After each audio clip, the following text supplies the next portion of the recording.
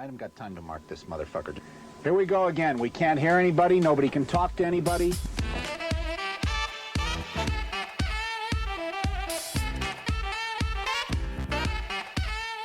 You guessed it, Pressure Points with your two favorite hosts. I'm D, and this is Minor Specialist AJ. We're coming at you with Season 7, Episode 19, Kriegsmarine Spymaster Part 2. AJ is doing a deep dive into Wilhelm Canaris and his secret Nazi bathroom cameras during World War II. So find us on Instagram and Patreon at pointsopressure.com. Let's get fucking to it, bitch! Well, turn the fucking thing off, you dumbass. He would have had bathroom cameras if that technology was advanced enough. Yeah. That was a weird noise. I don't think it got picked up either. No? Cool. I was like...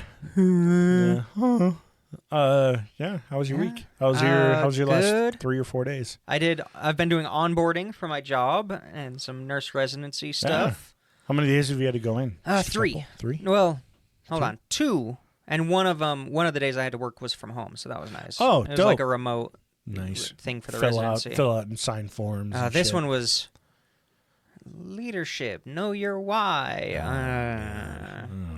You need to do 72 hours in different areas in your unit, and you need to fucking work here.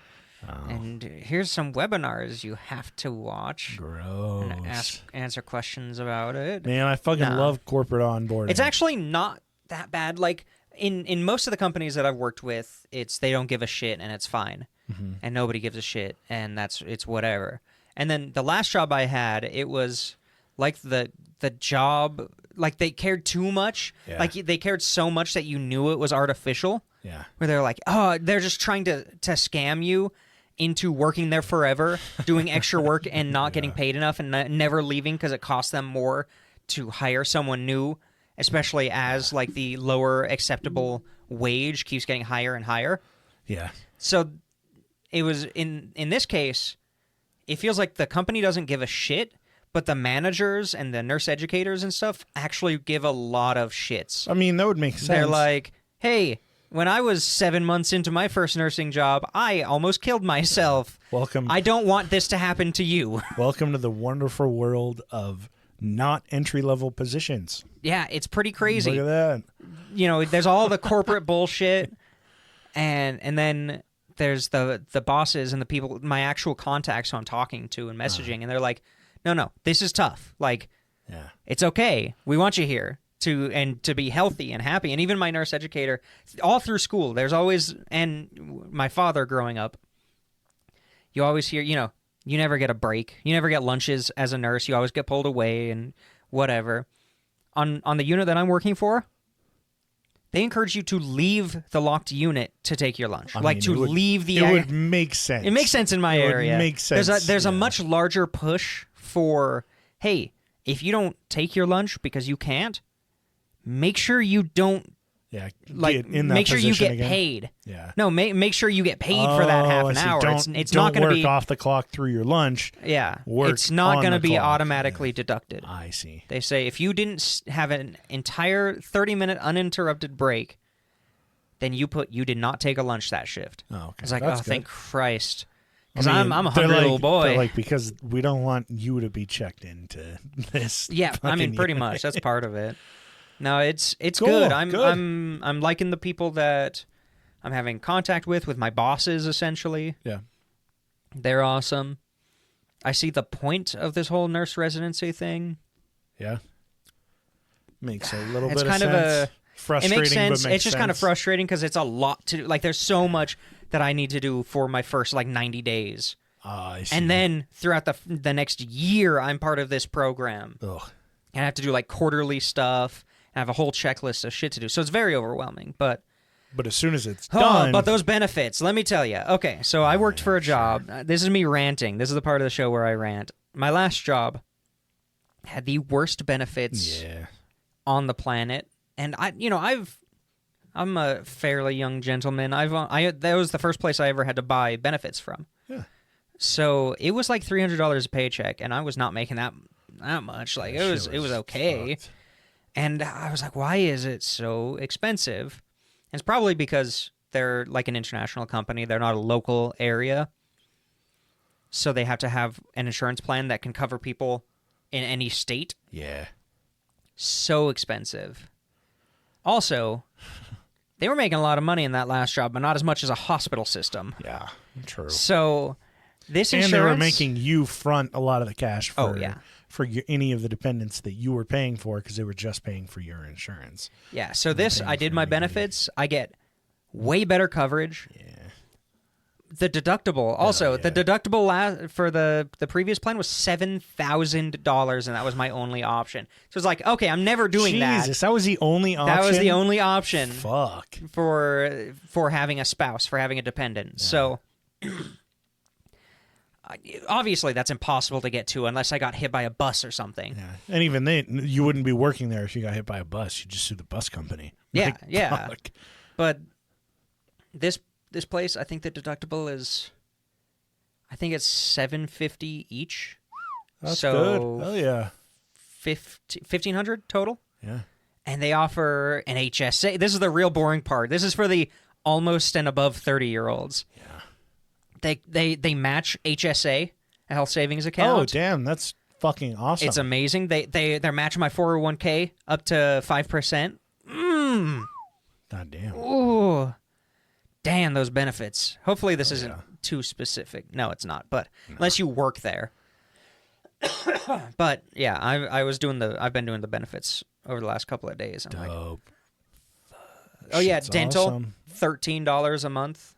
Yeah, Or a paycheck. Perks of working for a hospital medical system. company Yeah. that's not like a for-profit school Yeah, exactly. that's So- exploiting kids. It's very nice. I didn't even say. It's even with the HSA match that they're going to deduct, which is like $50 a month for me, my cost. It's still over $100 cheaper than my last place. Yeah. Yeah, Vision I'm is sure. like $8 a paycheck. I'm like, oh my god, Which is wild because it's like I think I pay like $3 for Vision. Well, it's like tiny, I have but a it's like, dependent. but to consider like at your last place, it was probably It was like $20, $24. Yeah. Like it's just when. Oh yeah, that $300 was just the health insurance. Yeah. That's what I mean. Like, And there was no HSA. There was nothing like that. yeah, So damn, I'm excited for that because good. I gotta see the doctor sometime. You know, Yeah, therapy's basically Well, the covered. Fucking time off now. Yeah, I get this is the craziest thing. So it's not a dox because this episode comes out after this actually. Yeah. So I work my first like actual nursing shifts. I'm doing graves. I work Saturday, Sunday, Monday. I have Tuesday off, and then I have to do a day shift on Wednesday. It's like an orientation shift. Oh, okay. Because just for a unit that kind of we support each other and It's in your stuff in your little in the onboarding. wheelhouse. Yeah. So I do that, and then I don't work until the following Wednesday. Hell yeah, not I bad. get 7 full days off. Dude, 312s is the fucking Oh best my shit god, ever. I will never. 2 jobs ago, I did the 312s Yeah, that shit or the rocks. 410s, and it's so nice. Every job should be 312s, It should. At if you least, wanted to, at as an least option. 410s. at least 410s. 410 should yeah. be like the max. No, that's actually bad if you have deadlines. Oh, fucking god, dude. That was my job. For those Yeah. of you who don't know, they proposed one of the only like upper management person that gives a shit about like us was like, hey, what does everybody think about 410s? Give me a thumbs up on this chat if you like it and a thumbs down if you would not want to work it. And it was like 55 to like 4. Who would Everyone thumbs was like, down fuck that? yeah, just old boomer Yeah. idiot pieces of shit. And so it was proposed to like upper management, and they had a meeting and they were like, oh, we took like a good 2 or 3 weeks discussing this to see if it could work. And like with how deadlines fall, if a deadline falls on a Friday, like even if we were to do 50% of people work Tuesday through Friday and 50% work Monday through Thursday, if we had a deadline fall on like a Friday, a Monday, we just wouldn't have the staff to reach that deadline. And I was like, you didn't think about it for 2 to 3 weeks because my boss fucking proposed it less than a week ago, you Oh, my lying God. fucks. Yeah. And I was Bastards. like, you just turned it down right off the bat, and you're just saving great. They're just good old corporate America. Yeah, I it's won't get fantastic. too heavily into it, but yeah, Mm-hmm. that was their fucking bullshit excuse. But yeah, if you can get out of working 5 days a week and work somewhere that does 410s or 312s, I highly, highly recommend it. 100%. The longer shifts seem intimidating, but like to have the extra days off of work, holy shit. It's so dude. worth it. And, yeah. you know, you're already there at the end of 8 hours. What's 2 more hours? Oh, that's a 10. Yeah. You know what? And then What's it's like 2 you more get hours and you after get that? an Like, extra day every fucking week. Yeah. It's for, nice. For picking up 2 hours, you get an extra day. I personally like it. I love it. I think it would be better if we shifted to like a 4-8 schedule. Because I mean, I support workers' rights, and I don't think a 40-hour work week is necessary for anybody or any company. But what do I know? Yeah, what do we know? We run a podcast. Yeah, Sponsored by... I can most definitely think of every single job I've had. Every single week I've had 8 hours where I would kick my feet up at the very least. Oh, easy. Where it's like I Easy. could just be at home. You would adjust my pay higher to account for that, and you would pay me the exact same, and I would have And I would 8 be. hours You less would be a work. much more efficient worker. Yeah, exactly. But what do I know? Yeah, I what don't do we know know? shit, Yeah. So thanks for sitting through the corporate America talk. Yeah. Hey, If you made it this was, far. It was shorter than I expected. I thought we went for like 20 minutes. I did so. too, because I could keep talking, but Oh I'm my not God. gonna. Yeah, that'll be this Because this month's exclusive episode. Next up is D and student AJ loans. bitch about their shitty old job. Yeah, that would be a great sloppy seconds. All right. Just worst work The experience. only That's sloppy actually- seconds. The only sloppy seconds that last like That lasts fucking more than 2.5 8 minutes. hours. We no, I should- would because I have those funny quit stories that I told you Yeah. about. Maybe we'll do that. We should do an episode, maybe a special. that. Maybe we'll do a special for an exclusive Yeah. or something, where we bring people in to talk about their worst workplace experiences. God, dude, yeah. I mean, My we mother have- got her arm broken. Jesus She got Christ. punched in the arm. On Hey, the this job. isn't that Oh, fucking sorry. episode. Yeah, we've got some stories. This Jesus. is the thing. This is the teaser. Oh, God, If you're oh my interested in that, God. reach Yeah, out. leave us a comment, voicemail. Leave us a voicemail. pointsofpressure.com. Comment on any of the Instagram posts. Or go subscribe to us on Patreon. If you want an And reach ad-free out that way. listening experience, Yeah. patreon.com/pointsofpressure. And we're really good about reading the messages on there. So Yeah, we actually are on there. from only the paid members. Well, yeah. They're the only ones who are allowed. I've actually disabled any messages from anyone who doesn't Yeah. pay. No. But yeah, check us out there, and then let's go back into it. So we're gonna pick up, if you remember, Wilhelm Canaris, Good old Wilhelm. Prussian World War I guy, Navy intelligence fucking officer. Badass. He's kind of a genius when it comes to Yeah. a lot of the intelligence. kind of this a time. genius. Bad takes on his 1930s German politics, but Yeah. he was a clever dude up until this point. It seems like my from reading about him, my impression is that he's kind of one of those people who are like, yeah, the Jews did put us into this position, but it's not like, but it's up to us to bring us out of the position and elevate us. You know, Still it a was fucking kind of like, bad take. yeah, it's still a bad take, but he never really spoke outwardly about the actual genocide. But at this point, that wasn't happening as much yet. There was a lot of racism. Definitely, Kristallnacht has happened, but the mass murders haven't quite happened yet at this point. So we're just gonna jump into it. He's been elected the head of the Abwehr, the German spy agency or intelligence agency under Hitler now. Yeah, right? under Hitler, and he's kind of butting heads with Reinhard Heydrich, the SS guy. Oh, who's yeah, kind of that's doing right. the SS intelligence. Yeah.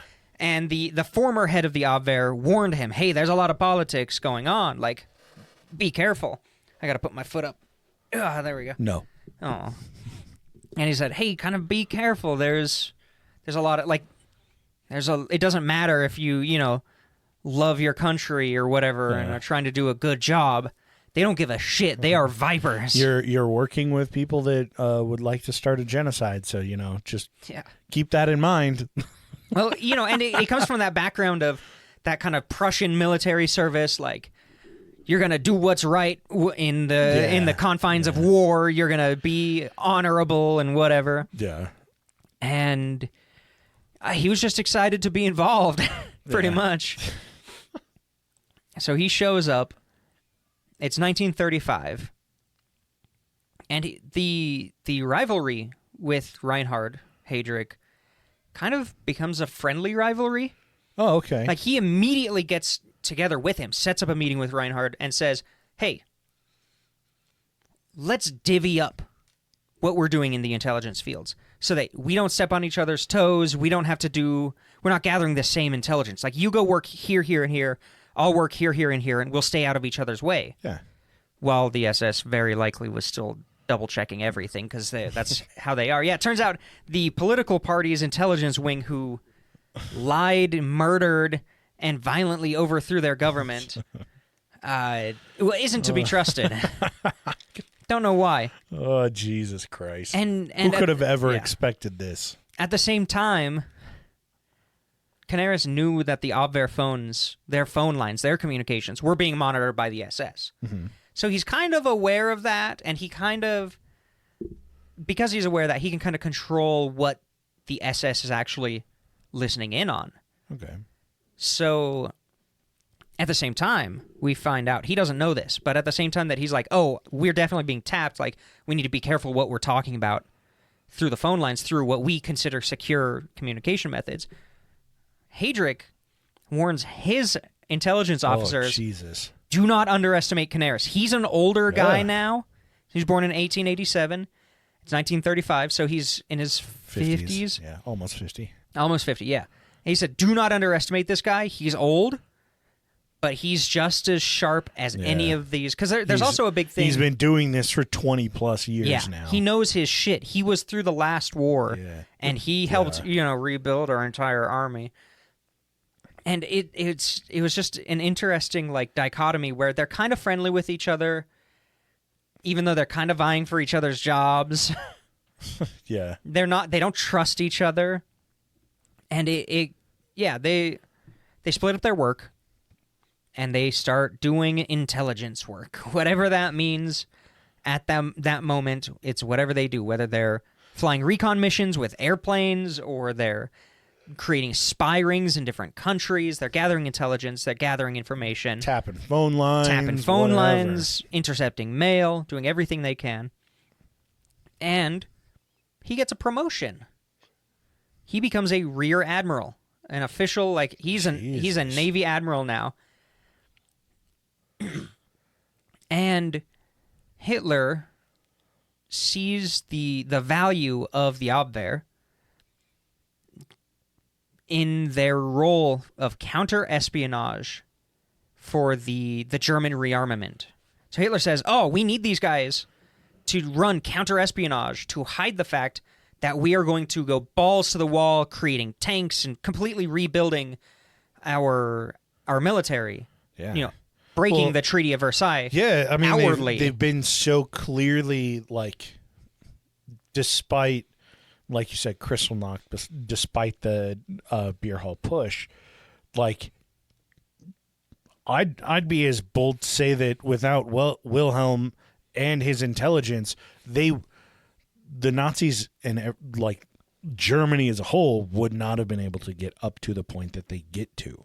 Oh, because of the intelligence that he's fucking collected, because of the work that he's put in. Well, that and Abwehr, it's that and everything German that, like, he's led. It's just without him, like, they would not have gotten to where they did as quickly. Well, without him, they wouldn't have, at this point in 1935, their army of U-boats. Yeah. Without him, they wouldn't have their rebuilt navy. That's all hidden, by the way. Still kind of a secret. Like, they're going ahead of, like, what the rest of the world knows is their military. And Hitler saw that, sees this, and says, no, we need to expand his group because this is the point where it's that German industrialization. Money. This is where so much of that rearmament is happening. And so the Abwehr explodes. They get a ton of agents. They get a ton of jobs, and basically it's all to just hide the fact that they are building huge armies and tanks and weapons and researching all this shit from other countries. So that way, when it becomes clear that they violated the Treaty of Versailles, like, what are you going to do about it? Fucking clear they violated it. It's Well, not like, yeah. oh, well, you have 102,000 troops. Sorry, like, you violated it, this and this. No, it's it's- like, oh, now you have like 2 million. Oh, fuck. What the Yeah, fuck? it's so that when they get discovered, Yeah.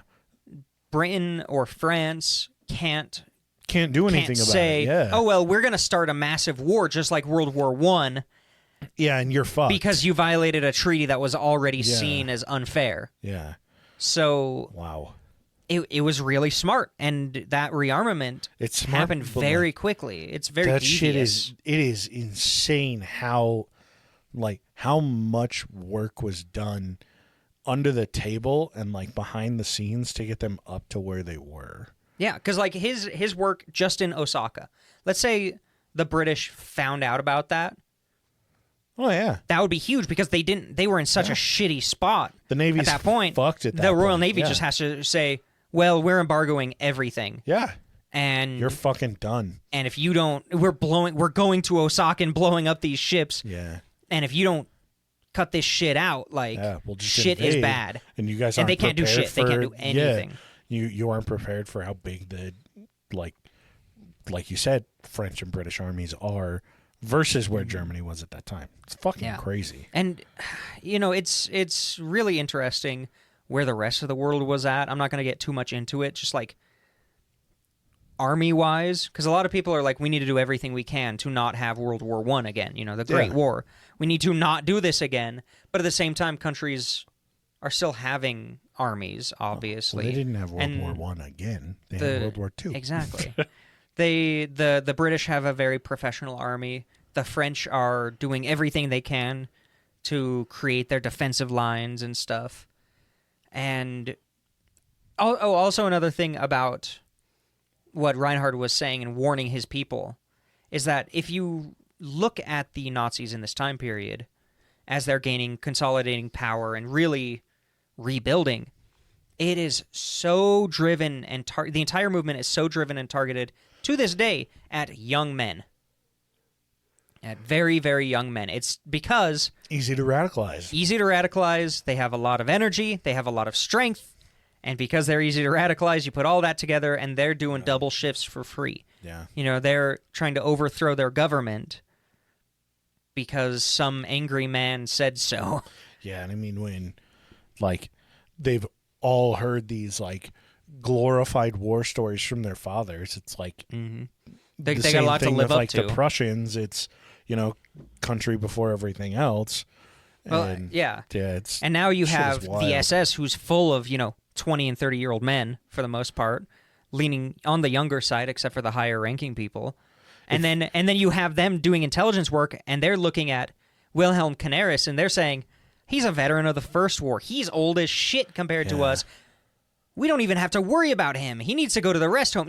That ageism is definitely there from the point of view of those young men. I feel like the easiest way to look at it right now is imagine like hundreds of thousands of frat boys. Yeah, pretty much. Like that's literally like 18 to like 24. But they're really nationalistic. Yeah. But I mean, Lots, not all of them. Lots not of all frat boys are, but from the South. yeah, but it's just like when you think about that type of person and that age group in men, it's like, oh yeah, dude. Like, oh yeah, it's so easy for like, I mean, shit. We were all fucking dumb as shit. Yeah. When you're young, dumb, and full of cum, and it's like one thing will fire you the fuck up, and if And you're that's already in love with like Germany and hating Jews, then might as well start a No, here fucking you go. camp.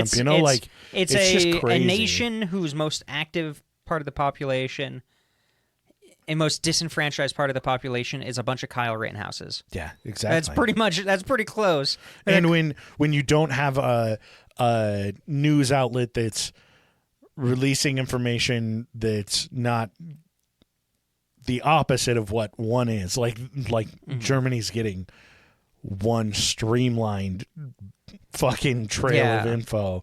It's not like you have like, oh yeah, well, I was reading the Great Britain Times. Like, yeah, exactly. No, these guys are getting propaganda just shoved down their fucking throats because you're not getting news anywhere else in Germany. Yeah, not here, not now. And there's a lot of God, there's so much propaganda, which itself we talk about in every World War II episode. We talk about the propaganda because Goebbels and his just insane understanding fucking good at it of propaganda is just crazy. And then you get, these people and you empower them. Yeah. And you placate them and you say, and you give them, successful careers where all they have to do is support a genocide. It becomes a bit of zone of interest. It becomes a very... And it's not even like, hey, get this job and support a genocide. It's, hey, get this job for your country. Yeah, now and it's, then for genocide your country. slowly is... It's the creep. Is rolled in. It's grandfathered in. Oh, well, we just had to put them in jail. Well, there's so many of them, we just created a little town of them. Well, there's so many, now we have to get rid of the excess population, so of course we're going to gas and at the entire the time, children and older people they're not that can't people. work. Yeah, it's just, and it's so fucked. We're only going to keep the people who we can exploit their labor. What is this, communism? And it's so easy to like ramp things up slowly over the course of like 2 decades. But over the course of 2 years, the Abwehr's staff multiplied by 10. Damn. Like, they have they have 2 years. Hundreds of members. Jesus. So now it's 1937. That's a lot of funding that they were Oh, getting. they got a ton of money. Intelligence at this point was so important because they're not just, hiding, doing counter-espionage, making sure they're not being spied on, hiding their rearmament. They're also... They got to gather the supplies. So there's some very, very key materials, things like oil, rubber, and there's a specific, like, metal. And this is kind of what radicalized me to learning about history and the worst parts of history is this specific metal. And it's been so long now I can't remember the details. So don't quote me directly on this. But basically, the Luftwaffe was very effective, obviously, compared to most air forces. Not really the British Air Force. Their logistics blew them out of the water. But in general, the Luftwaffe did a pretty good job. And they could only do that because of the invention that, they weren't the only ones who had it, but the invention to be able to shoot through the propeller at the front of your airplane. Oh, it's the timing of it required this very specific metal, and it was this whole mechanism. And basically, so you could shoot ahead and do the more dogfight, basically jets before jets, what became jets.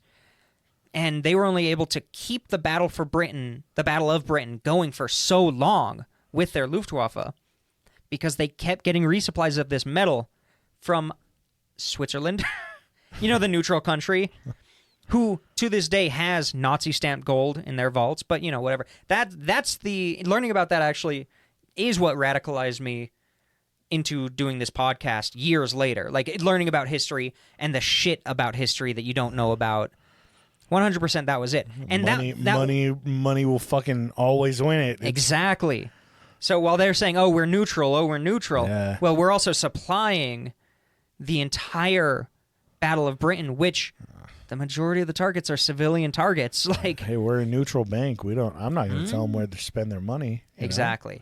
So that was happening a lot. They were getting a lot of those materials because they also had to do it somewhat clandestinely, so they weren't getting caught.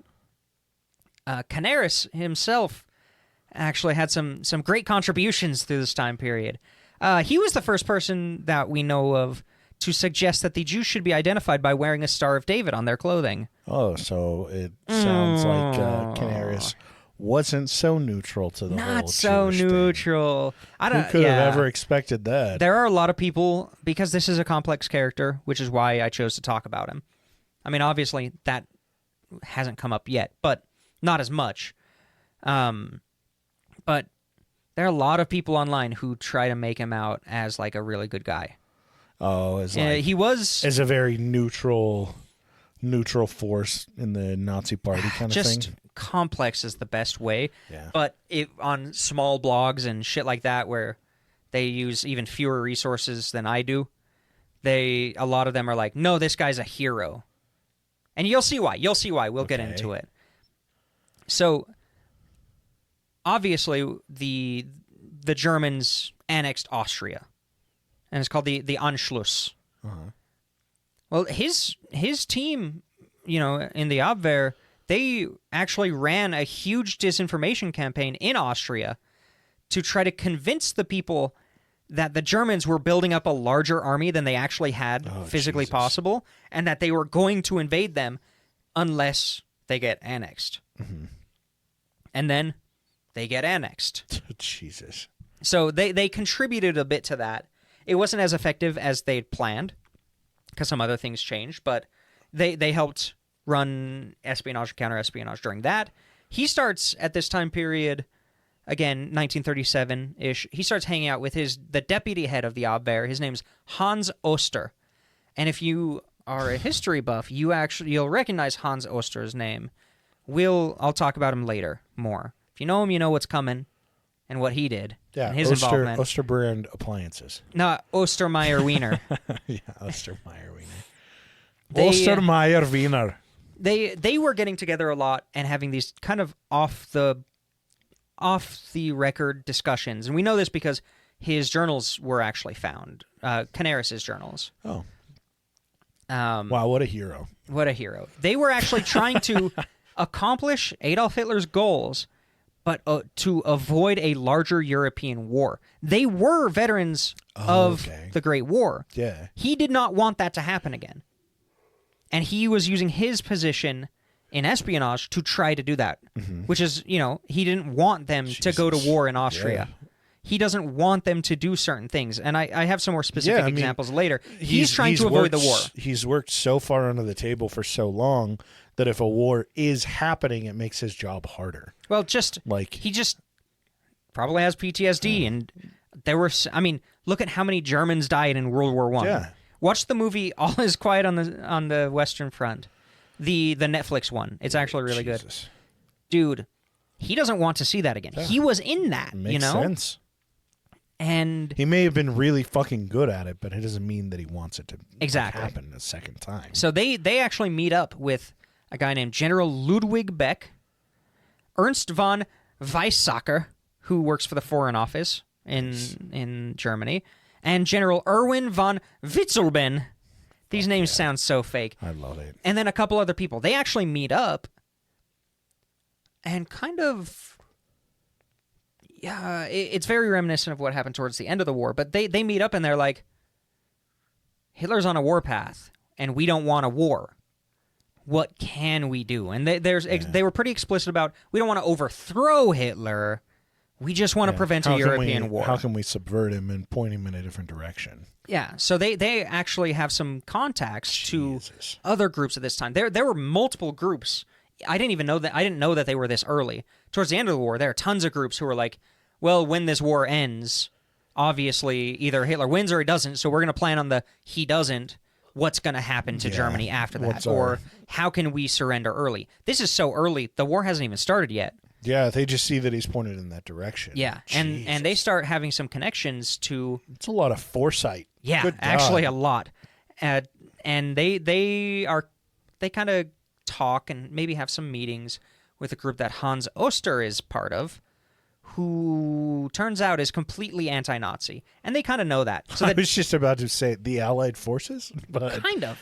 Along the, more of not a rebellion group, because I guess it really wouldn't be a rebellion group at this point. Yeah, they still want... on those... No, they still want Germany to be powerful. They want Germany to be respectful. Anti-Nazi. It's Nazi specifically that they didn't like because they took it too far the other direction. Yeah.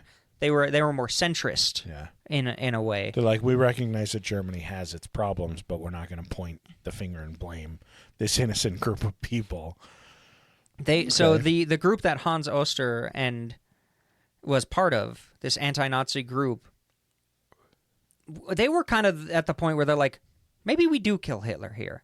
Really? Maybe we do put somebody. Wow. You know, they start coming up with their own like continuity of government plan, where it's like, if it so happens that all the high-ranking Nazis were assassinated, who would take their place? Yeah. Who's allied to us? Like they start making this whole plan, and there are a lot of both the groups throw out a lot of just ideas where not a lot of them go anywhere. It's just like how do we do this? There's this guy Goebbels. He's got some he's got some great ideas. And it gets a little complex on what they're talking about because we don't really know. A lot of it was just so behind closed doors. We just know they met.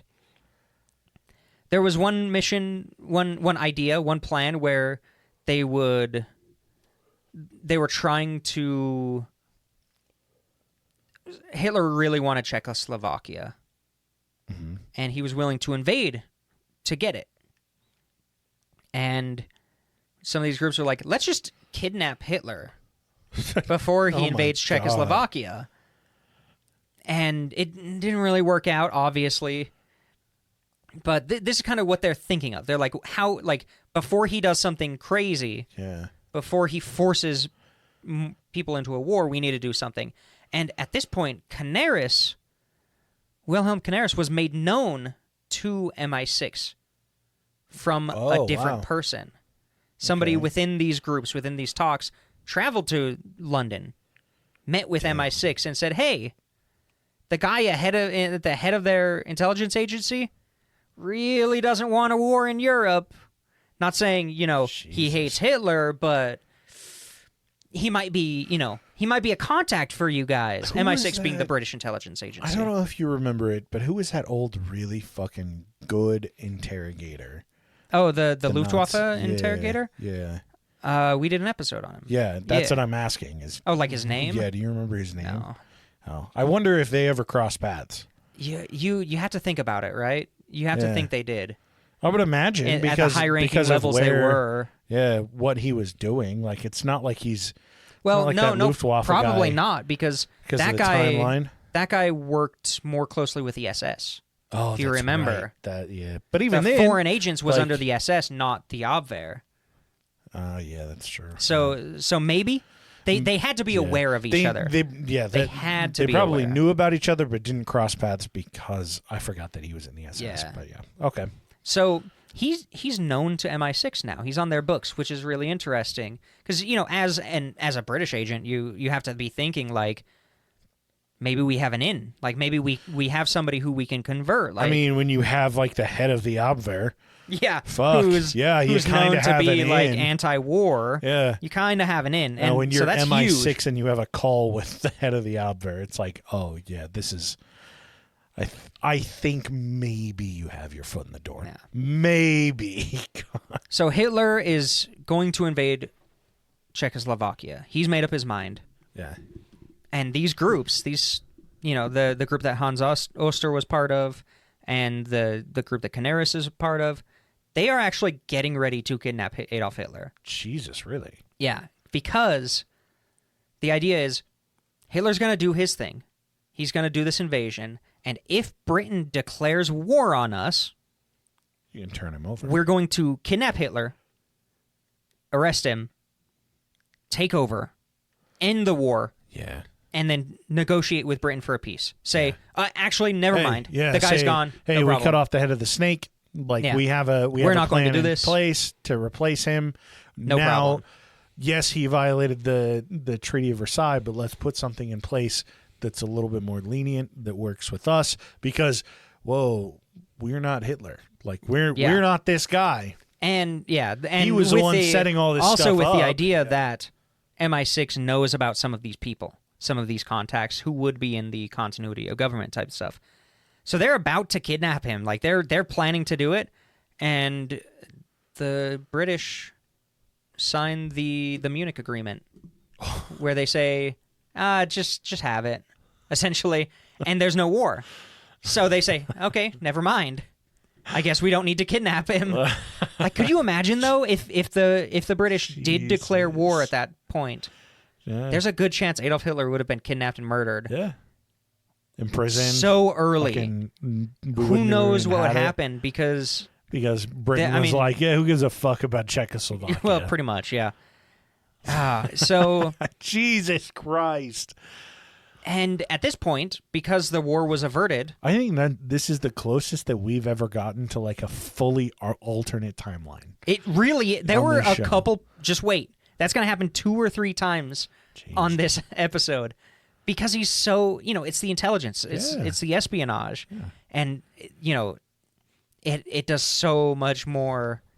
It is more impactful than an infantry soldier on the ground. Yeah. Is one agent in another country somehow. It's a lot deeper than lacing an entire like French town's water supply with LSD. That was just for fun. That was just that's when it was kind of like a war, but it was the Cold War, so you could kind of do whatever. You had the budget of a war, but you didn't have the threat of a war. Testing. Yeah. So at this point, Wilhelm is kind of leaves the groups. He's kind of seen as recommitting to Hitler.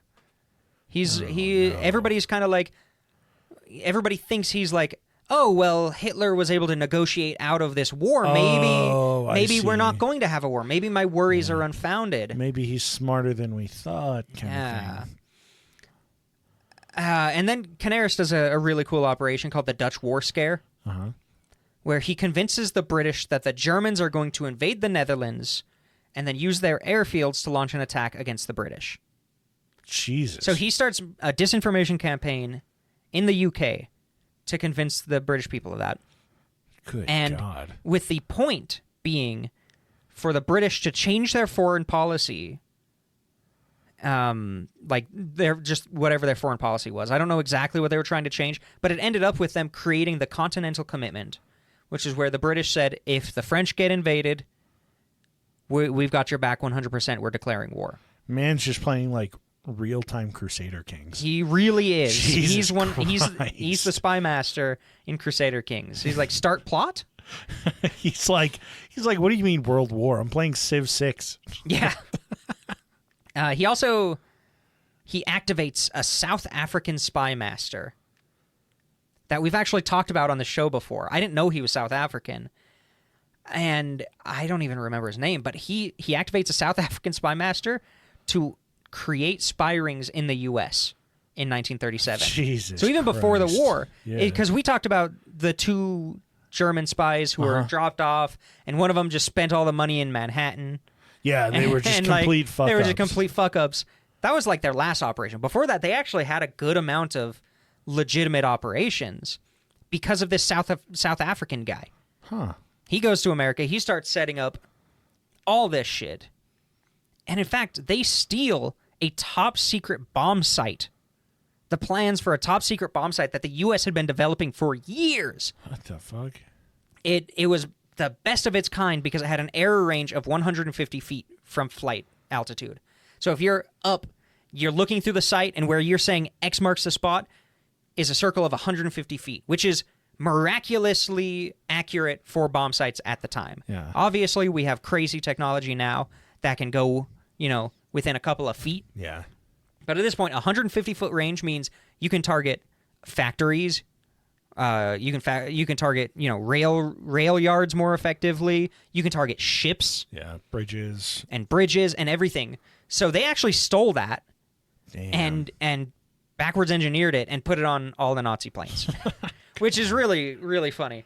Jesus. And then, as we talked about in that episode about the spy rings in America, they did some pretty good spying, but one guy got caught and it dissolved all the spy rings. Turns out those guys who were just spending the money being total fuck-ups leaked information that shut down all Nazi spy rings and led to the execution and arrest of hundreds of agents in the U.S.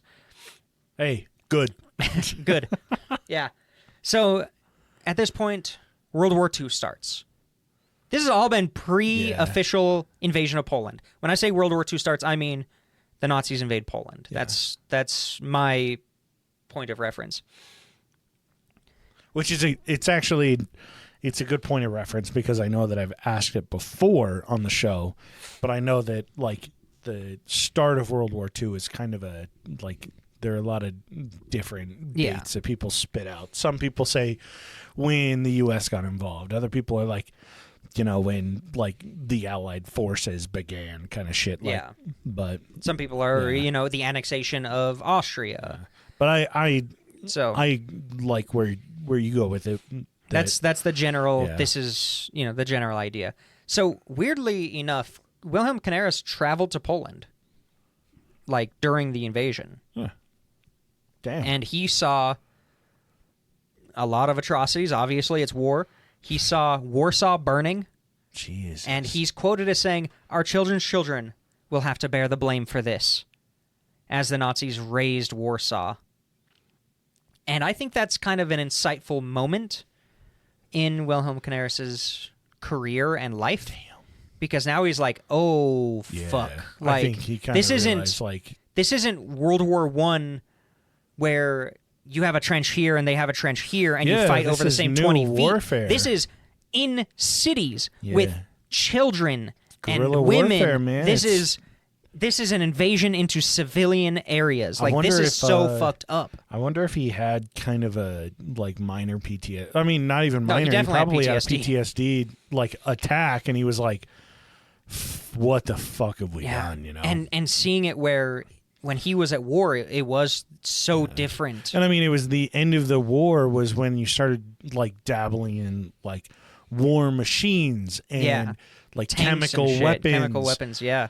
And like it started to get out of hand, but not as out of hand as it could have in World War I. From everything because that at least I've you seen, weren't population centers. yeah, because it seems like everything kind of had the plug pulled a little bit. Like Yeah. it was pulled. It was isolated. just in the nick of time. Yeah. where it didn't shift into this new warfare. And so I'm sure he saw it and was just like, he's this like, is "Oh, fucking fuck." It's just dirty. It's grungy Yeah. as shit.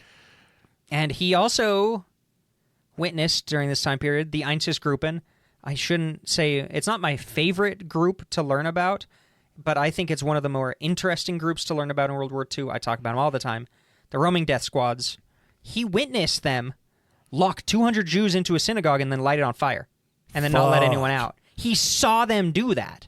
Oh my God, dude. If that's not going to get your war PTSD going, I don't know what is. And in his official capacity, he starts getting all of the reports of the war crimes, of the mass murders, Yeah. of movements towards those things too. oh yeah, he's getting all the information because that's part of his intelligence gathering. Man. And he's And- just like, no. He God. drives to Hitler's HQ Really? to register his objections to war crimes that he's witnessed. Wow. He's like knocking on Adolf Hitler's Yeah. door, and the chief of the Wehrmacht was there. I wonder if he, this is all speculation, Mm-hmm. but I wonder if he has a lot of regrets not kidnapping Hitler. I would.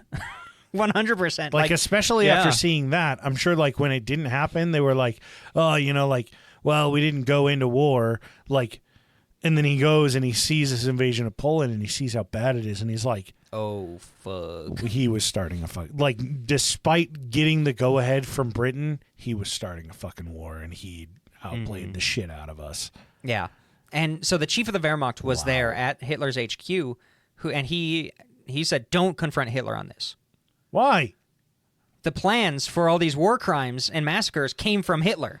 Yeah. That's what he said. He said to Canaris. Yeah. And Canaris was like, the fuck is, I guess I can't like, So I can't voice my opinion. I can't voice with my the- opinion because all of these things I'm complaining about come directly from him. And he's smart enough to know the politics of, you don't go to Hitler and say, hey, you're fucking wrong for doing this. Pussy. Because then Yeah, you're you dead. do. Well, you do, but then you're dead. Yeah, Just fuck like it. that 14-year-old girl in a university and, all those freedom fighters we talk about.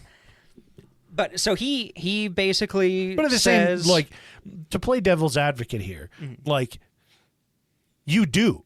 Like, I think so. if you're that fucking passionate about what you saw and the atrocities you saw, and you actually truly do stand against those war crimes, and you have the ability to speak outwardly to Hitler about it and say, hey, listen, you're surrounded by fucking yes men. What you're doing is an atrocity, whether you hate Jews or not. This is fucking disgusting. It's terrible, but he decides in that moment that it's more valuable for him to focus on overthrowing Hitler through espionage What year than is just this? getting shot. This is like the first year of World War I. This is like 1939. Damn. Jesus.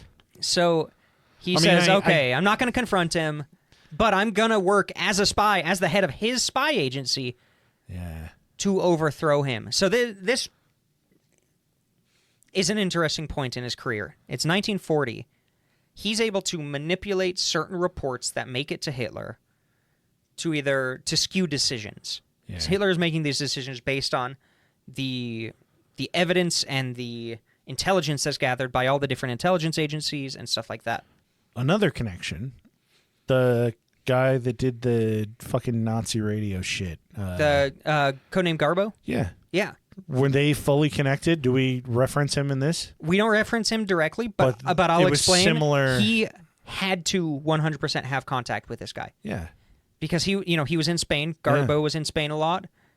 Canaris goes to Spain a little bit, and he does some okay. interesting stuff there that's not 100%, known. Yeah. I think he had to Probably- have had a probably connection worked with just a little bit Garbo, together. with how big Garbo's connections were, Huh. how big his spy rings were. They had to. That's cool. Check that one out. That one's a like great one. season That's 2. one That of was a my favorites. phenomenal episode. So 1940, he becomes full admiral of the Navy because of Jesus.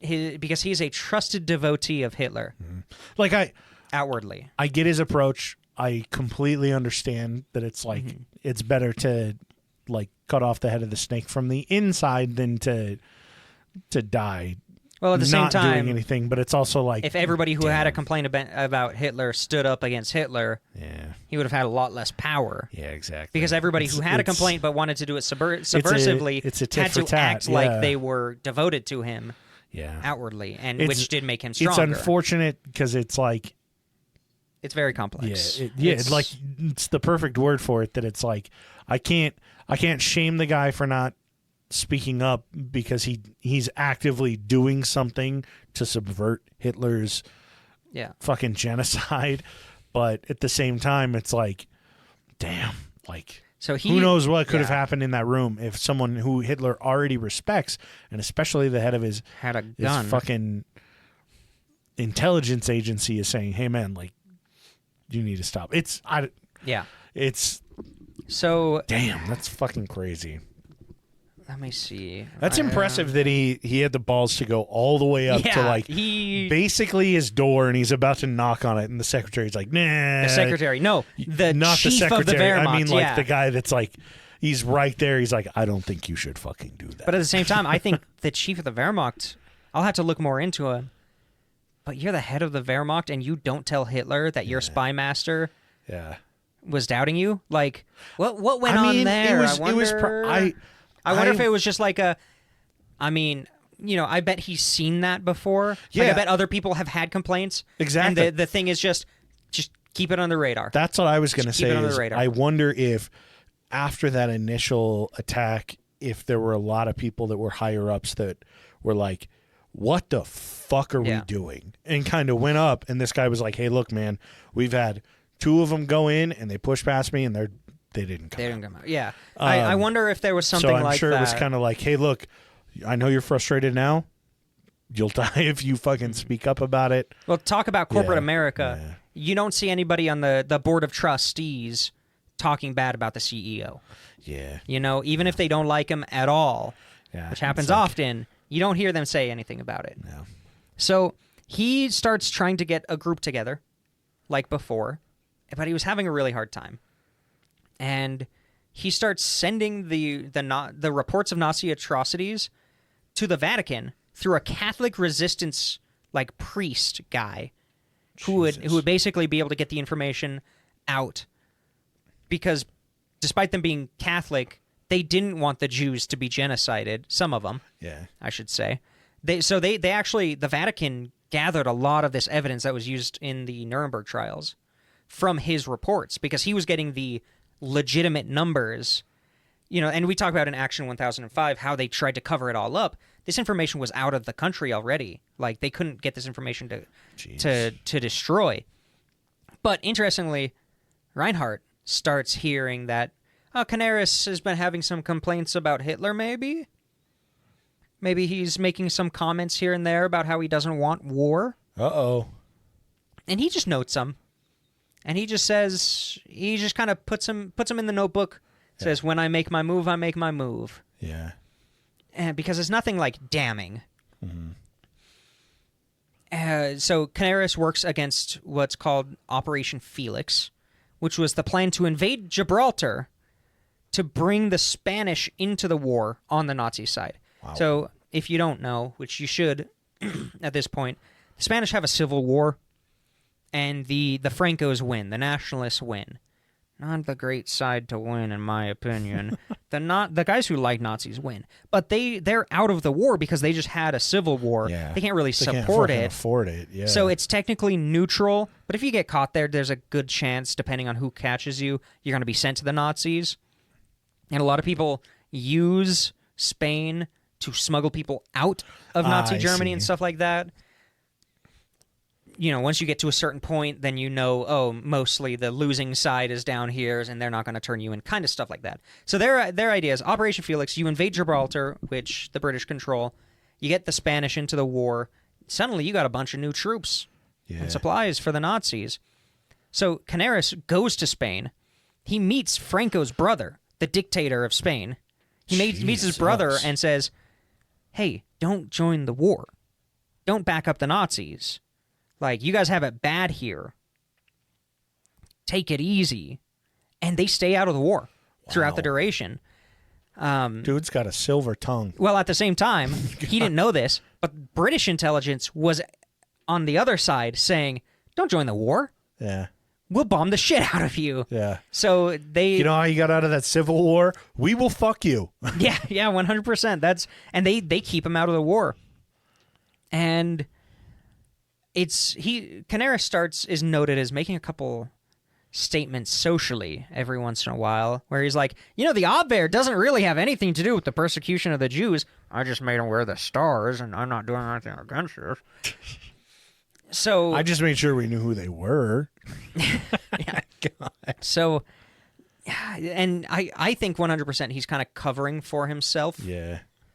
Because you're a spy, you're an intelligence agency in Nazi Germany. You are contributing to that effort, whether you're pulling the trigger or not. Yeah, it's like plausible deniability in a way. Kinda. Where exactly what you said. He's just like, hey, look, I went on record saying these things. Exactly. I have record of meeting with these people, and every move I made after the invasion of Poland, you can very clearly see what I was doing, despite being under such a terrible blanket of the Nazis. Abwehr, good God. So this is kind of out of left field. He starts sleeping with a Polish spy named Halina Szymanska. She works for the Polish underground and for the Polish government in exile. This is like 41, isn't it? Yeah, and he starts sleeping with this Polish spy because turns out he's been infiltrating Allied spy rings. This 54-year-old's fucking getting it. For his own damn. gain. He's not stealing their intelligence. He's making connections in Allied spy rings. Wow. He starts sleeping with this lady, and he actually puts her in contact directly with MI6 and an American man with the name of Alan Dulles. Dulles. Like the airport? Uh-huh. It's named after him. Longest running head of the CIA. He puts her in contact with MI6 and the CIA. So at this point, he's like actively getting people connections. Yeah. Like, he is so ballsy to sleep with this young Polish tail and then say, here's Alan Dulles. I hope he doesn't shoot you with his heart attack gun or whatever. Yeah. And do you like LSD? Yeah. You're not allergic to shellfish, are you? This connection actually made it so that he could warn the Allies about Operation Barbarossa ahead of time.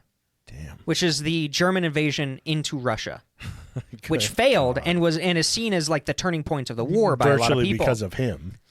There's a good chance that warning was enough to help the slowdown that eventually caused that operation to fail. There's a chance. Yeah. There's a chance. We don't really know, but He was then sent to Spain again by Hitler to try to get them into the war. But he just spent the time basically on vacation, telling them, hey, don't get into the war. And also making contacts with British agents, which, as we know, Garbo was in the area. He spent his during this time. He spent his time on the beach. He spent his time like with the prime minister and was like, "Hey, don't join the war." And Dictator, then he also but yeah. dictator, sorry. And then he spent the rest of the time with some hot Some hot 20-year-old Polish fucking bitch. Spanish dime piece that he was like, "Hey, you should join MI6." Well, interestingly enough, the government of Spain was so thankful for him preventing them, like convincing them to not go to war. I mean, he saved the shit out of him. He paid the Spanish government paid his wife a full pension for her entire life. Damn. Because of him keeping him out of the war. So is his wife or his side His piece? wife, his actual wife. actual wife. Yeah, okay. where he has 2 kids. Yeah. Okay, yeah, I remember now, yeah. And then Operation Pistorius is launched through the Abwehr. They're like, about that cheating. Yeah, we're just ignore that. Well, part of his thank you was his choice at the brothel anytime he's in town. Yeah. So Operation Pistorius Jesus. is launched from the Abwehr. This is where they sent German agents, intelligence agents, to the East Coast, which I didn't know there were any on the East Coast, but they showed up, immediately got arrested and executed because the spy ring was uncovered at that point. Oh. So not great. But at this point, he's spending a ton of time in Spain. He's like there all the time, trying to convince them to join the war, when in reality, he's connecting with British agents, and he's basically feeding them any intelligence possible. Jesus. And at this point is when Reinhardt... And everything is sending back home. He's like, I'm trying to convince them. They're close. They're close. Just let me stay in Spain Just for one a more couple week. more weeks. Yeah, almost there. And yeah. I'll be back home, honey, I promise. Yeah. While he's getting head from like fucking twins. Yeah, just something crazy. Something fucking preposterous. And Reinhard Heydrich makes his move to take over the Abwehr. Oh. While he's in Spain? While he's in Spain. And it's basically, I'm taking over this. I'm taking over all the intelligence. I'm doing this as legitimately as you can in Nazi Germany. And Canaris is like, okay, I'll turn it over to you. But he kind of just dragged his feet and didn't do it through the paperwork. I see. So he kind of maintained control for a while after that, because he just didn't officially say, okay, it's yours or whatever. He's like, you know how these things go. It takes some time. Due process. I sent you the paperwork. Did it get lost in the mail? Yeah. Yeah. Well, I got to reach out to the Department of Defense. And the Foreign Ministry. I have to get Hitler's signature. Did you have on the this. clearance to do this? Yeah. We have to do all of our debriefing. Yeah, that's pretty much what he did. Yeah, but at this point, he knew he was out of a job, at least. So he starts directly trying to save victims of Nazi persecution. He saves 500 Dutch Jews out of nowhere in something he called Operation 7. Which, I don't know if he's doing this now because he actually feels bad, or if he's just trying, he's like, well, got to use the position before I lose the position kind of thing. Because it seems so weird that, he was pissed off that all these Jews were getting killed, but it was because they were civilians, not necessarily because they were victims of genocidal persecution. You know, like I don't really know. It's hard to tell. That's why he's a complex character. It's hard to tell. Kind of a weird dude. So he saves 500 Jews by bringing them into the Abwehr and giving them spy training. Damn. Okay. Which then means that they have the documentation to travel outside of Germany, because it says, I'm a secret agent, I can go anywhere. Yeah.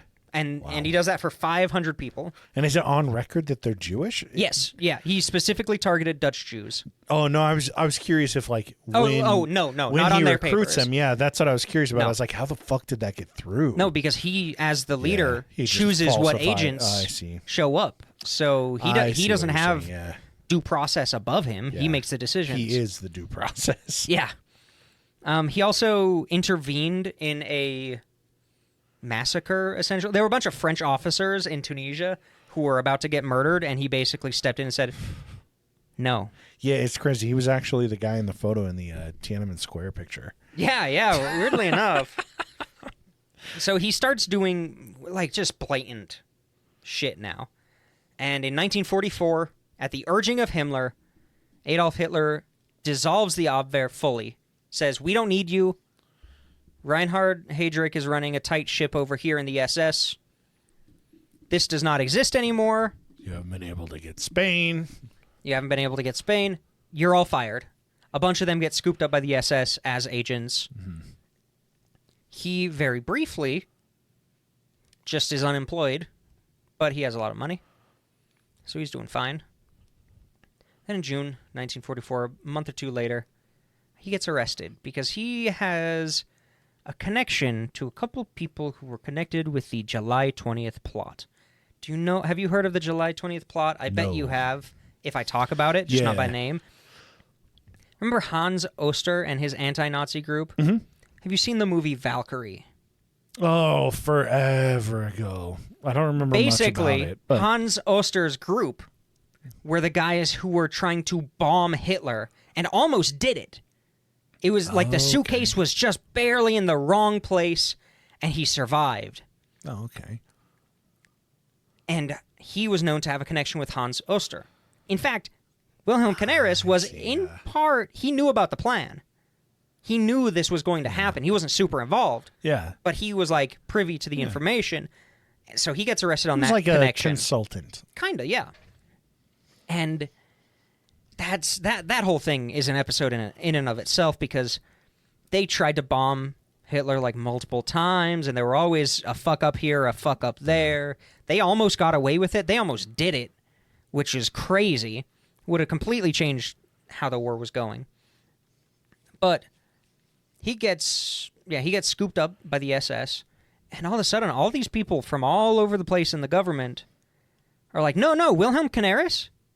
Oh, no, he's a great guy. We love him. I was on a ship with him in World War I. Yeah. I can vouch for him. I traveled to Osaka with him. He would never. Dude, He was with us when we invaded Poland. He would never A ton of people were like, no, he's not a traitor.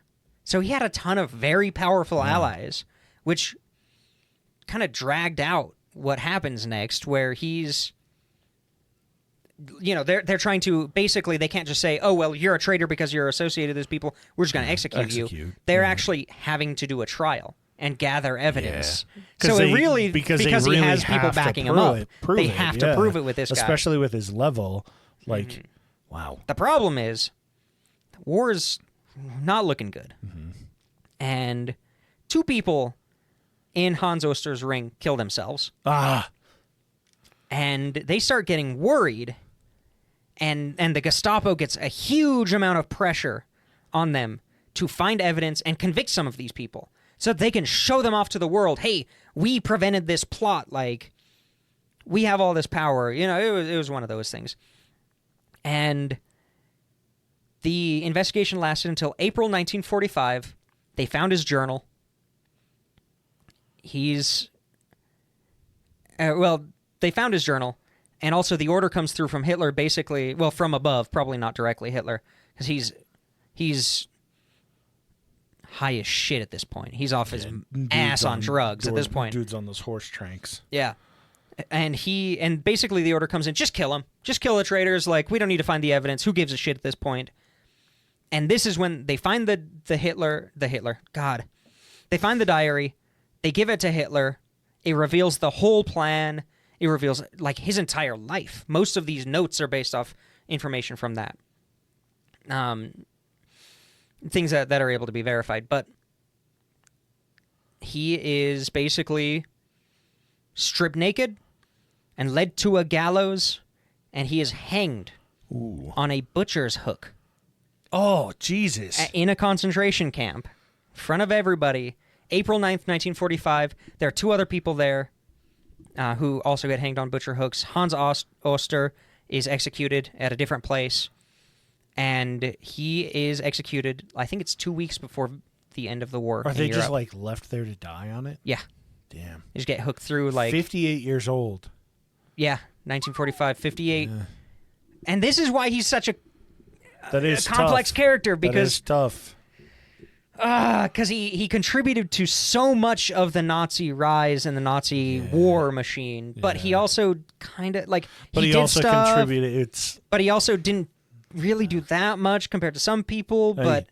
how do you compare that? Humanity is complex, man. And that's why I love it. Actually, that's why I wanted to do this story. Yeah. He was on Top Gun. Is that the? No, that's a show. No, yeah, I was thinking Top Gear. Top Gun. Leslie Nielsen. He looks like Leslie Nielsen. Oh, we talked about it before, but that's okay. And he.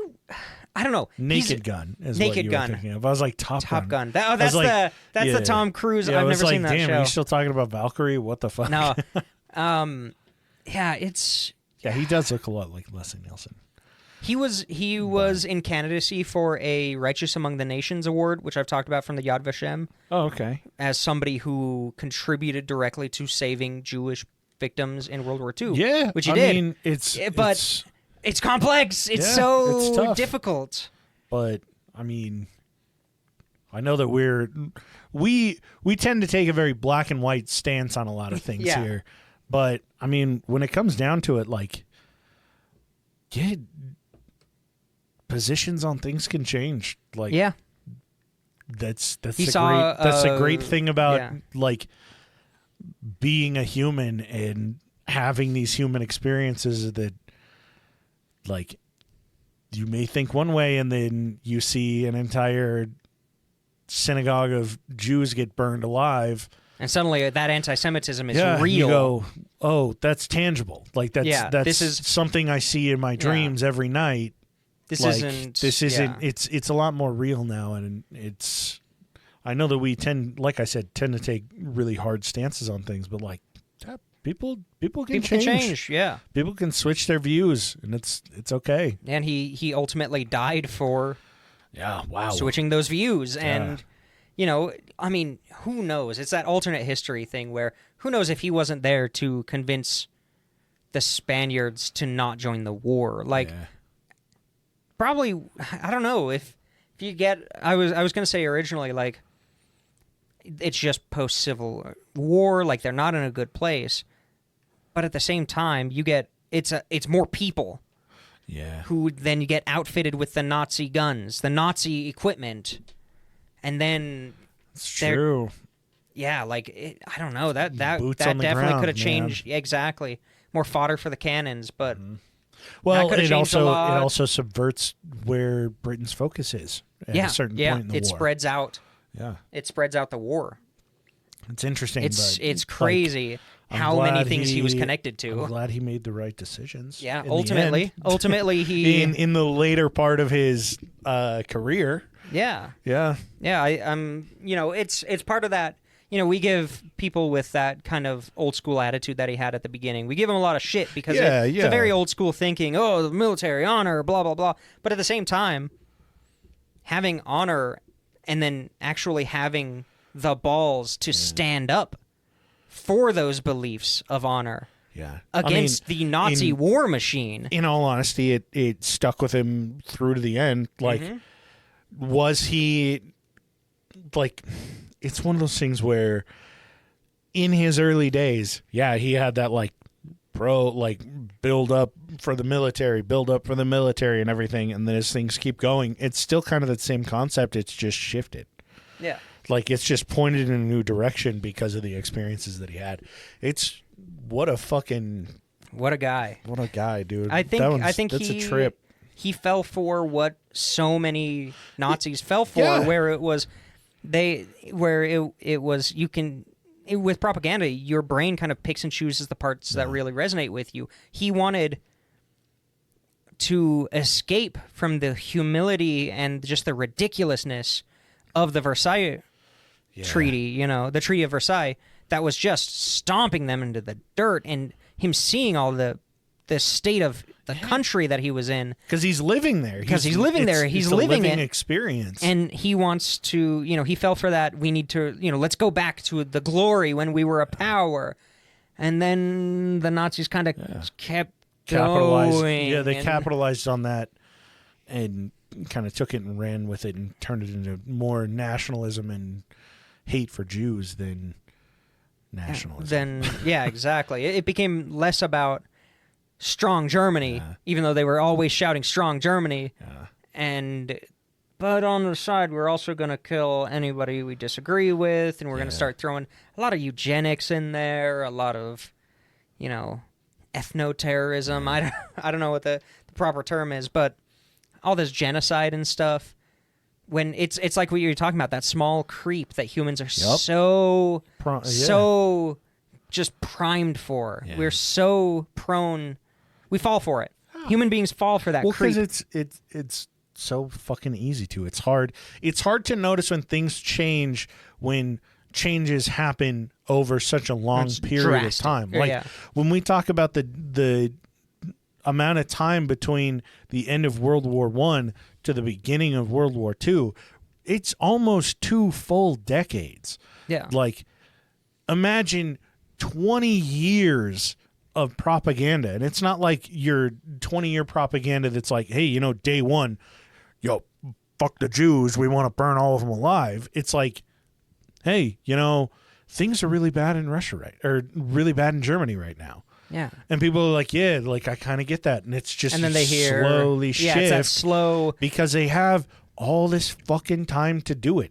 And it's exactly what you said. It's so easy to. Creep. And I talked about it the last episode too, that there are people who are fucking starving there. There are people who just can't get by, and they were taken advantage of, and it was just they fell victim to this machine that pointed them in the wrong direction. And there are also people who, like I said last episode, they were like, hey, look, I agree with like fixing Germany and violating the Treaty of Versailles and, getting Germany back on its feet. I don't agree with the extermination of the Jews. I don't think they're fully responsible, but I do like a handful of the things that the Nazi Party are like proposing, like their economic ideas. Yeah, I that agree would with be that. good for not me not specifically, you, not but like D, as but somebody in this mind frame. just like some like random German citizen, they see that and they go, yeah, I do agree with that. Yeah, I do like not starving. I And do they're like, let's make America great again. Yeah, like realistically, I know that's like a meme, but realistically, it's remember when it was so good? We can do that. Yeah, we can go back there if you follow me. You just have to ignore the horrible racist parts. And for a lot of people, it was just there was just an apathy where it was they didn't really care who did it or why. Or, the scapegoat, even though that was such a powerful tool. There were a lot of people who were just like, well, I like this part, and I can just ignore this part because it doesn't affect me. Yeah. Which is just awful. But now happens. imagine you're in like a full economic crash in the 1920s in Germany, and you're just like, like any fucking ounce of hope. Like, anything and at the same that's going time, to give me, put bread on the fucking table for my family. I'll do it. Like, I'll agree with it, but I'm not down with the Jewish thing, and then it just slowly ramps and ramps. Not to say there weren't so many people who were absolutely totally down with the whole Jewish thing. There were a ton of very angry people who were just looking for anyone to blame it on. Also, you only getting your news from one or two sources, from just hearing people on the street, essentially. And suddenly you have somebody to be mad at. Mm-hmm. Yeah. Suddenly you can point that angst, that anger for the world towards a group of people. Anger's the best fucking thing for politics, man. So that's the super fun ending of Wilhelm Canaris, and that's why he's very complex in how he's remembered. Yeah. It's like, is he a hero? Is he a villain? It's interesting. It's really I think he's a very complex character, and you know what? Very interesting duality. Yeah, lots of duality, but I also think that his positive contributions, the lives that he did save, had a massive impact. I can't compare that to anything because it's impossible to know. But he made an impact, and there were so many, possibly, hundreds of thousands of people who did not. Yeah. Who did not stand up. Who didn't go knock on Hitler's door to say, hey, what the fuck? Yeah. You know, I don't know. It's complex. Or that went to his door, were turned away, and then but didn't kept change going. their behavior, whereas he did. So it's he did some terrible things. He did some commendable things, but ultimately, I think that he did an okay job in the end. Yeah, he did an all right job. He did what he could in the end. I think he kind of made up for some of the shit that he did before. Yeah. I would say. And to point out his whole statements, the Abwehr didn't perpetuate any atrocities as far as I know directly. Yeah, nothing directly. Probably nothing that he ordered specifically. Yeah. There was they weren't the gunmen. They weren't rounding people up. They're not the SS. They were gathering. They were watching the people get rounded up and do nothing about it. That's the other thing. That's the other thing. That complacency.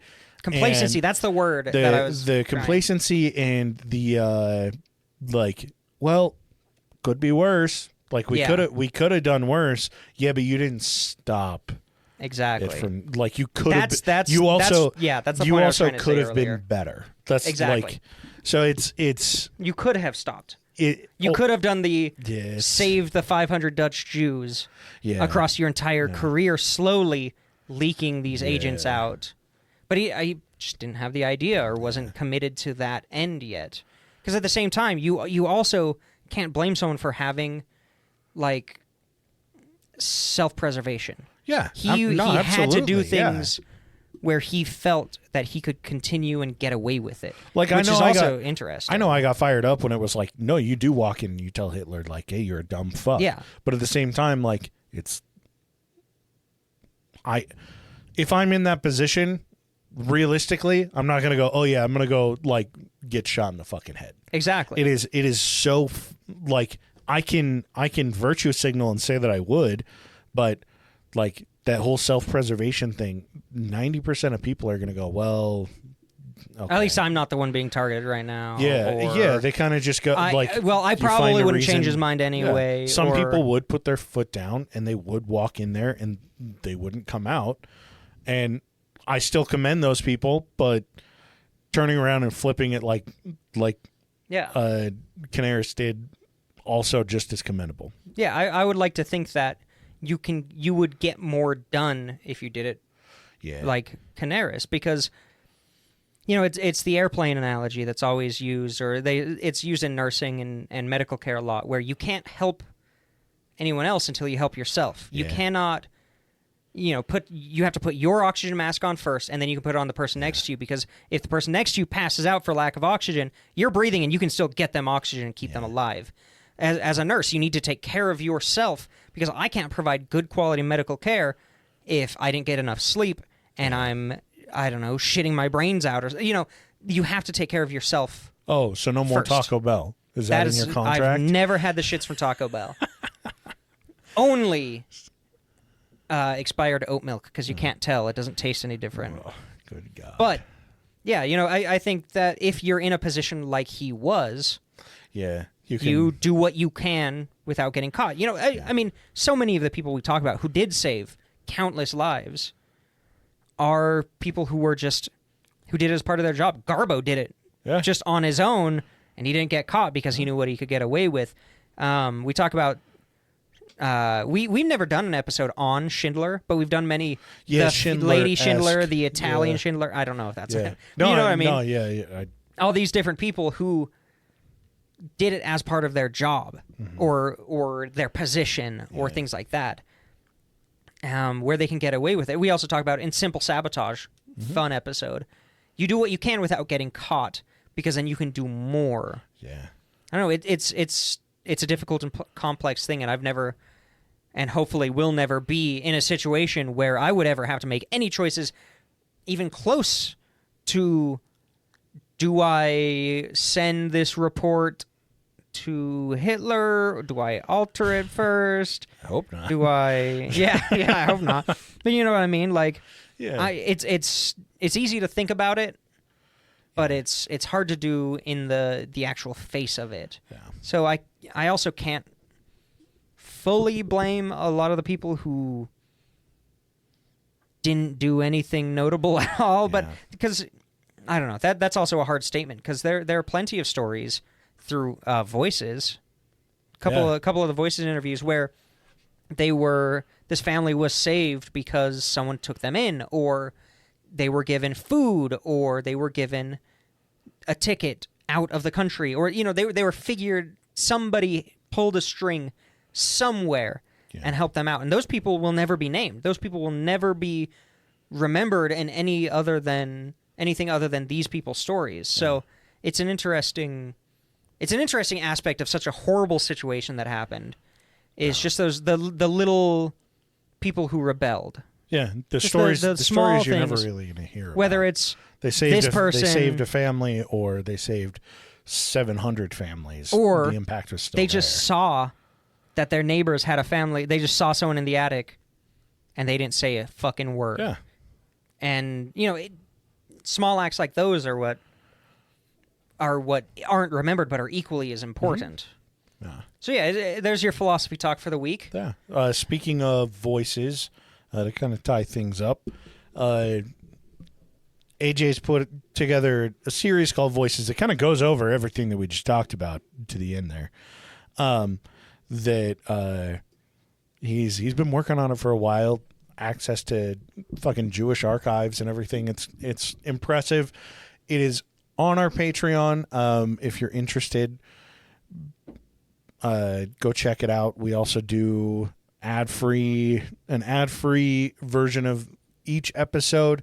We do an exclusive episode every single month. We have a handful of sloppy seconds on there. If you're interested, go to patreon.com/points-o-pressure. You got those names. Yes, and I have one thing to say about the ad-free, if you're still here. You don't have to listen on Patreon. You get your own link. You can put it on Spotify or a bunch of different apps. There's good information on the Patreon about how to do all that stuff. So And if you have it's any real easy questions, to set up. reach out to us. So we've got the board, Mini D, Thomas, and Toddle Waddle. They wanted me to let you know that they would have done more than Canaris. Wow. Commendable. Very commendable. Good people. And they also want you to know that They would have done their board of trustees. They would have done as much as he did each in his early days. Yeah. They wanted us to make sure that the good and bad that he did, they would have done more on both sides. Yeah. Definitely. They'd back that up. And then we've got Abby, AJ's Third Nut, Nordic Thunder, Weston, Dark Runner, D's Nuts, G-Dog, Grover, Hayden, Laura Vo, and Lindo. Thank you all so much for being here, letting us, keep fucking around. Yeah, shoot the shit. We appreciate you guys. You've done a lot for us. We can't thank you enough, but we'll do everything that we can to thank you, with or without our mouths. If you guys would ever like to send us any recommendations for movies, TV shows, documentaries, show ideas, especially show ideas, do you want to share your experience or your knowledge with an episode that we've done, reach out to us anywhere, really. But the best ways, you can reach out to us on Instagram at pointsopressure. You can email us at ppdnaj@gmail.com, or you can go to our website, pointsopressure.com. You can hit the contact us, send us an email, or send us a voicemail, whatever you'd like, and we'll see you guys next Monday.